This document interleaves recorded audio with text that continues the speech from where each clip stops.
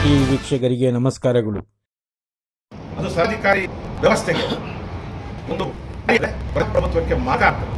ಆಗ ಮುಂದಿನ ದಿವಸಗಳಲ್ಲಿ ಅದರ ಜೊತೆಗೆ ಬಂದಾಗ 2004ರಲ್ಲಿ ಬಂದಾಗ ಏನು 15 ಲಕ್ಷ ಕೊಡಿ, ವರ್ಷಕ್ಕೆ 2 ಕೋಟಿ ಕೊಡ್ತೀವಿ, ರೈತ ಆದಾಯವನ್ನು ಕೊಟ್ಟು ಮಾಡ್ತೀವಿ. 10 ಲಕ್ಷ ಬರಲಿಲ್ಲ, ನಿಮ್ಮ ಗ್ಯಾರಂಟಿ ಅನ್ಗ್ಯಾರಂಟಿ ಅದು ನಿಮ್ಗೆ ಎಕ್ಸ್ಪೈರಿ ಕಾಂಗ್ರೆಸ್ನವ್ರು ನಿಮ್ಮ ಗ್ಯಾರಂಟಿ ಉಳಿತಾ ಇಲ್ಲ. ಸಿದ್ದರಾಮಯ್ಯ ಸರ್ಕಾರ ಗ್ಯಾರಂಟಿಗಳು ಹೇಳಿದ್ದು ಆಯಿತು, ಅನುಷ್ಠಾನ ತಂದಿದ್ದು ಆಯಿತು. ಈಗ ಜನ ಅದನ್ನು ಎಂಜಾಯ್ ಮಾಡ್ತಾ ಇದ್ದಾರೆ, ಜನ ಅದನ್ನು ಸ್ವೀಕರಿಸಿದ್ದಾರೆ. ನಿಮ್ಮ ಗ್ಯಾರಂಟಿಯಲ್ಲಿ 15 ಲಕ್ಷ, ನೀವು 15 ಲಕ್ಷ ಕೊಡ್ತೀವಿ ಅಂತ ಹೇಳ್ತಾರೆ. ನಿಮ್ಮ ಅಮಿತ್ ಶಾ ಹೇಳ್ತಾರೆ ಅದೊಂದು ಚುನಾವಣಾ ಘೋಷಣೆ ಅಂತ, ಅಲ್ಲಿ ನೀವು ಜನರನ್ನ ಯಾಮಾರ್ತಾ ಇದೆ ಅಂತ ನೀವು ಒಪ್ಕೊಂಡಿದ್ದೀರಿ. 2 ಲಕ್ಷ ಉದ್ಯೋಗ ಇಲ್ಲಿ ಇಲ್ಲ, ಇನ್ನೂ ಇದ್ದಿದ್ದು ಉದ್ಯೋಗಗಳು ಹೋಯ್ತು. 2 ಲಕ್ಷ ಉದ್ಯೋಗದ ಬಗ್ಗೆ ಅವ್ರಿಗೊಂದು ಜೋಕ್ ಹೇಳ್ಬೋದು. ಅಮೆರಿಕಾದ ಒಬ್ಬ ಡಾಕ್ಟರ್ ಹೇಳಿದಂತೆ, ನೋಡ್ರಿ ನಮ್ಮ ದೇಶದಲ್ಲಿ ಒಬ್ಬ ಮನುಷ್ಯನ ರೋಗಿಯ ಕಿಡ್ನಿ ಬದಲಾವಣೆ ಮಾಡಿದ್ವಿ, 2 ಗಂಟೆಯಲ್ಲಿ ಅವನು ಕೆಲಸ ಹುಡ್ಕೊಂಡು ಹೋಗ್ತಾ ಇದ್ದಾನೆ ಅಂತ. ಜಪಾನದ ಒಬ್ಬ ಡಾಕ್ಟರ್ ಹೇಳಿದಂತೆ, ಇಲ್ಲಿ ನಾವು ಹೃದಯನ ಬದಲಾವಣೆ ಮಾಡಿದ್ವಿ, ಅವನು 6 ಗಂಟೆ ಆದಮೇಲೆ ಜಾಬ್ ಹುಡ್ಕೊಂಡು ಹೋಗ್ತಾ ಇದ್ದಾನೆ, ಕೆಲಸ ಹುಡ್ಕೊಂಡು ಹೋಗ್ತಾನೆ ಅಂತ. ಅಲ್ಲೇ ನಮ್ಮ ಇಂಡಿಯನ್ ಒಬ್ಬ ಸೈಂಟಿಸ್ಟ್ ಅಂತಂತೆ, ನಮ್ಮ ದೇಶದಲ್ಲಿ ಒಬ್ಬ ಮನುಷ್ಯನನ್ನು ಬದಲಾವಣೆ ಮಾಡಿದ್ವಿ, ಪ್ರಧಾನಿಯನ್ನ, ಇಡೀ ದೇಶ ಈಗ ಕೆಲಸ ಹುಡುಕ್ತಾ ಇದೆ ಅಂತ.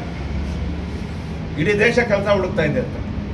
ಆದ್ರಿಂದ ದಯವಿಟ್ಟು ನಾನು ಈ ವೇದಿಕೆ ಮುಖಾಂತರ ಮುಖ್ಯವಾಗಿ ಬಹಳ ನೋವಿನಿಂದ ಹೇಳ್ತಾ ಇದ್ದೀನಿ, ನಾವೆಲ್ಲರೂ ಸೇರಿ ದೇಶನ ಉಳಿಸೋಣ, ನಾವು ಎಲ್ಲರೂ ಸೇರಿ ಸಮಾಜವನ್ನು ಉಳಿಸೋಣ, ಸಂವಿಧಾನವನ್ನು ಉಳಿಸೋಣ, ಪ್ರಜಾಪ್ರಭುತ್ವವನ್ನು ಉಳಿಸೋಣ, ಎಲ್ಲರೂ ಚೆನ್ನಾಗಿ ಬದುಕೋಣ.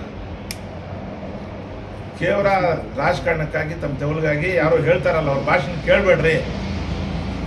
ನನ್ನ ಸಮುದಾಯ ಕೆಲವು ಬೇರೆ ಜನಾಂಗಗಳವರು, ಇವಾಗ SC/ST ಜನಾಂಗಗಳವ್ರಿಗೆ, ಅವ್ರಿಗೆ ಸಮುದಾಯಕ್ಕೆ ಮೋಸ ಆಗ್ತಾ ಇದೆ ಅಂತ ಗೊತ್ತಾಗ್ತಾ ಇದ್ರು ಕೂಡ ಅವ್ರಿಗೇನು ಅಧಿಕಾರ ಸಿಗ್ತಾ ಇದಲ್ಲ, ಅದಕ್ಕೆ ಬಂದು ಜನರನ್ನ ಏಮಾರ್ತಾರೆ. ದಯವಿಟ್ಟು ಆ ಕೆಲಸ ಮಾಡಬೇಡ್ರಿ. ಅಂಬೇಡ್ಕರ್ ಇದ್ದಿದ್ದೆ ನಿಮ್ಮನ್ನೆಲ್ಲ ನೋಡಿ ಈಗ ಏನಾದ್ರು ಅವರು ಸೂಸೈಡ್ ಮಾಡ್ಕೊಂಡ್ಬಿಡ್ತಾ ಇದ್ರು ಏನೋ ಗೊತ್ತಿಲ್ಲ. ಅಂಬೇಡ್ಕರ್ ಇದ್ದಿದ್ರೆ ನಿಮ್ಮನ್ನೆಲ್ಲ ನೋಡಿ ಸೂಸೈಡ್ ಮಾಡ್ಕೊಂಡ್ಬಿಡ್ತಾ ಇದ್ರು ಏನೋ ಗೊತ್ತಿಲ್ಲ. ದಯವಿಟ್ಟು ನಾನು ಎಲ್ಲ ವಿಚಾರವನ್ನು ನಾನು ನಿಮ್ಗೆ ಹೇಳಿದ್ದೀನಿ.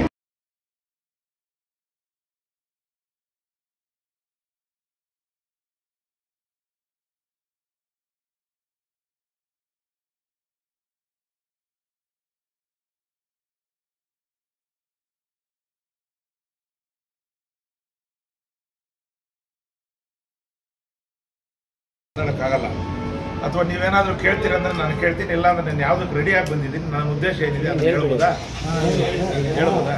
ಪ್ರೆಸ್ ಮೀಟ್ ಮಾಡ್ತಾ ಇರೋ ಉದ್ದೇಶ ಈಗ 2024ರ ಲೋಕಸಭಾ ಚುನಾವಣೆ, ಸಾರ್ವತ್ರಿಕ ಚುನಾವಣೆ ಈಗ ನಾಡಿದ್ದು ನಾವು ಮತದಾನಕ್ಕೆ ಹೋಗ್ತಾ ಇದ್ದೀವಿ. ನಾನು ಈ ಲೋಕಸಭಾ ವ್ಯಾಪ್ತಿಯ 8 ವಿಧಾನಸಭಾ ಕ್ಷೇತ್ರದ ಮತದಾರರಲ್ಲಿ ನಾನು ಆ ಜಾತಿ ಈ ಜಾತಿ ಅಂತ ಕರೆಯೋದೇ ಇಲ್ಲ, ನನಗೆ ಬೇಕಾಗುವುದಿಲ್ಲ. ಎಲ್ಲ ಸಮುದಾಯಗಳ, ವಿಶೇಷವಾಗಿ ಯುವಕರಿಗೆ ನಾನು ಒಂದು ಮನವಿಯನ್ನು ಮಾಡ್ತೀನಿ. ಈ ದೇಶ ಉಳಿಸ್ತಕ್ಕಂಥ ಕೆಲಸ ಮಾಡಿ, ಸಮಾಜ ಉಳಿಬೇಕು. ಯಾರೋ ತಮ್ಮ ಅಧಿಕಾರಕ್ಕಾಗಿ, ತಮ್ಮ ತೆವಲಿಗಾಗಿ ಸಮಾಜ ಉಳಿತಕ್ಕಂಥ ಕೆಲಸವನ್ನು ಮಾಡ್ತಾ ಇದ್ದಾರೆ, ಅವರಿಗೆ ಕಿವಿ ಕೊಡಬೇಡ್ರಿ. 70 ವರ್ಷ ಏನು ಮಾಡಿದ್ರು ಅಂತ ಇವರು ಬಂದರು ಅಧಿಕಾರಕ್ಕೆ.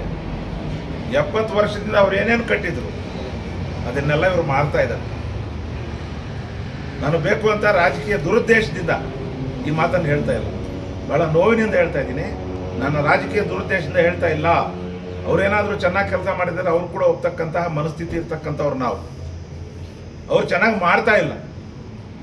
ನಾನೀಗ ಪತ್ರಿಕಾಗೋಷ್ಠಿಯನ್ನು ಒಬ್ಬ ಅನ್ವರ್ ಪಾಷಾ ಒಬ್ಬ ಮುಸ್ಲಿಂ ಮಾಡ್ತಾ ಇದ್ದಾನೆ ಅಂತ ಹೇಳ್ಬಿಟ್ಟು ದಯವಿಟ್ಟು ಯುವ ಜನರು ಆ ರೀತಿ ಪರಿಗಣನೆಗೆ ತಗೋಬೇಡ್ರಿ. ದೇಶ ಬಹಳ ಕಷ್ಟದಲ್ಲಿದೆ.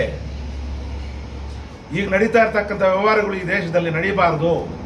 ಬಹಳ ಕಷ್ಟಪಟ್ಟು ನಮ್ಮ ಪೂರ್ವಜರು, ಎಲ್ಲ ಸಮುದಾಯಗಳು ಯಾವ ಯುವಕರಿದ್ದಾರೆ ಅವರು ಪೂರ್ವಜರು ಈ ದೇಶದ ಸ್ವಾತಂತ್ರ್ಯವನ್ನು ತಂದುಕೊಟ್ಟಿದ್ದಾರೆ. ಯಾರು ಸ್ವಾತಂತ್ರ್ಯಕ್ಕೆ ವಿರೋಧ ಮಾಡಿದ್ರು, ನಮಗೆ ಸ್ವಾತಂತ್ರ್ಯನ ಬೇಡ ಅಂತ ಹೇಳಿದ್ರು, ಯಾರು ಅಂಬೇಡ್ಕರ್ ಬರೆದಿರ್ತಕ್ಕಂಥ ಸಂವಿಧಾನ ಬೇಡ ಅಂತ ಹೇಳಿದ್ರು, ಅವರು ಈ ದೇಶವನ್ನು ಈಗ ಆಳ್ತಾ ಇದ್ದಾರೆ. ಆಳಿದ ಮೇಲೆ ಮತ್ತೆ 200 ವರ್ಷಗಳ ಕಾಲ ಏನು ಬ್ರಿಟಿಷರು ಡಿವೈಡ್ ಆ್ಯಂಡ್ ರೂಲ್ ಮಾಡಿದ್ರು. ಬ್ರಿಟಿಷ್ ಒಂದು 200 ವರ್ಷಗಳ ಕಾಲ ಈ ದೇಶವನ್ನು ಹೆಂಗೆ ಆಳಿದ್ದು ಗೊತ್ತಾ?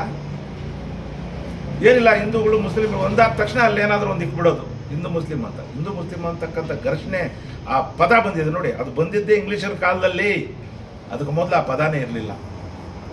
ಅದಕ್ಕೋಸ್ಕರ ನಾನು ಈ ಯುವಕರಲ್ಲಿ ವಿನಂತಿ ಮಾಡ್ತೀನಿ, ಇವೆಲ್ಲ ವ್ಯವಸ್ಥೆಗಳು ನಮ್ಮ ದೇಶಕ್ಕೆ ಮಾರಕ. ಒಂದು ಅದ್ಭುತವಾದಂತಹ ದೇಶ ಇಡೀ ಪ್ರಪಂಚದಲ್ಲಿ. ಈ ದೇಶವನ್ನು ಕಾಪಾಡ್ತಕ್ಕಂತಹ ಜವಾಬ್ದಾರಿ ನಿಮ್ಮೆಲ್ಲರ ಮೇಲಿದೆ. ಯಾರಿಗೋ ಓಟ್ಗಳಿಗೋಸ್ಕರ ಆಯ್ತು ನೀವು ಮಾಡಿದ್ರಿ, ಈಗ ಏನು ಮಾಡಿದ್ರು ಅಂತ 70 ವರ್ಷದಿಂದ ಅವ್ರು ಏನು ಮಾಡಿಲ್ಲ ಅಂತ ನೀವು ಅಧಿಕಾರಕ್ಕೆ ಬಂದ್ರಲ್ಲ, ನೀವೆಲ್ಲಾದ್ರೂ ಒಂದು ಇಟ್ಟಿಗೆ ಇಟ್ಟಿರೋದು ಹೇಳ್ರಿ, ಒಂದು ಕಾರ್ಖಾನೆ ಕಟ್ಟಿರೋದು ಹೇಳ್ರಿ.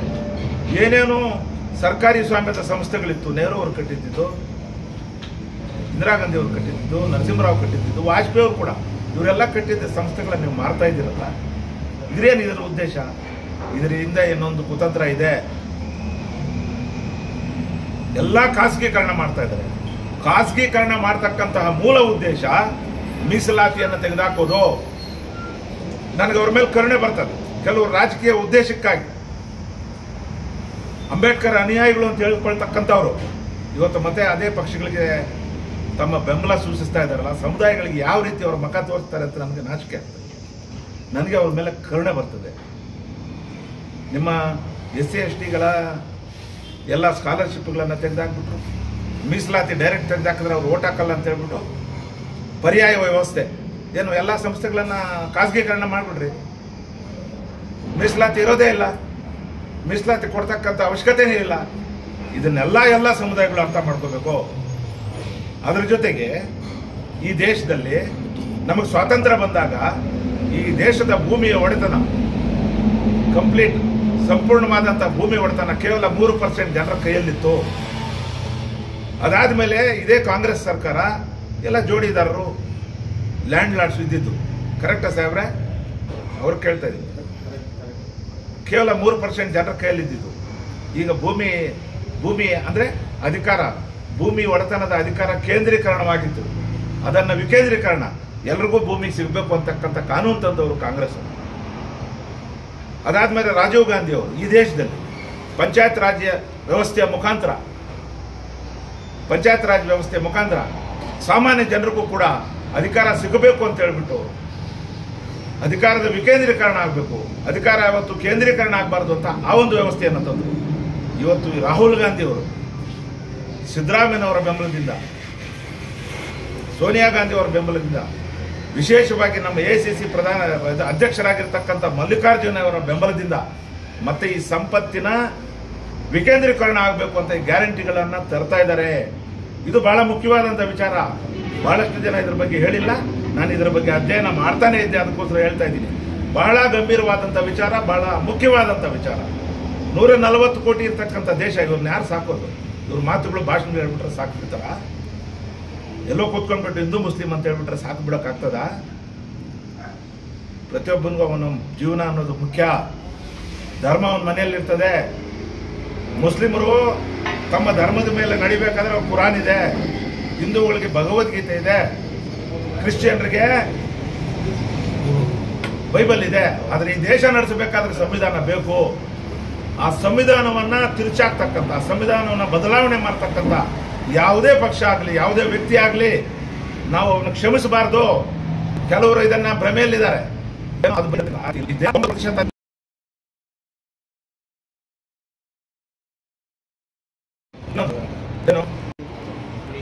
ಈ ದೇಶ ಲಕ್ಷಾಂತರ ವರ್ಷಗಳಿಂದ ಪೂಜೆ ಮಾಡ್ತಾ ಇದೆ.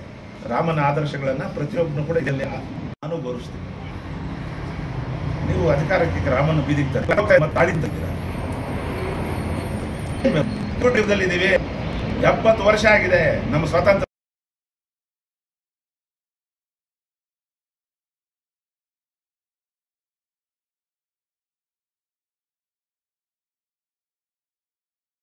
ಆದ್ರೆ 10 ವರ್ಷದಿಂದ ಇವ್ರು ತಿಂಗಳಾಡ್ತಾರೆ.